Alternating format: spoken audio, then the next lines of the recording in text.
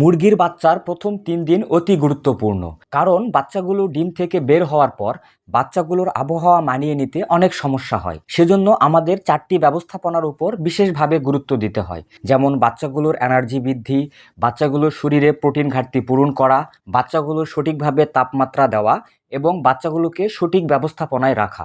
এক্ষেত্রে আমরা প্রথম 3 দিন বাচ্চাগুলোর এই 4টা ঘাটতি পূরণ করার জন্য যেসব কাজ করব, এক্ষেত্রে আমরা যেটা করব, বাচ্চাগুলোর এনার্জি ফিরিয়ে আনতে বা বাচ্চাগুলোর ধকল নিরসন করতে আমরা প্রথমেই বাচ্চাগুলোকে গ্লুকোজযুক্ত পানি খাওয়াবো।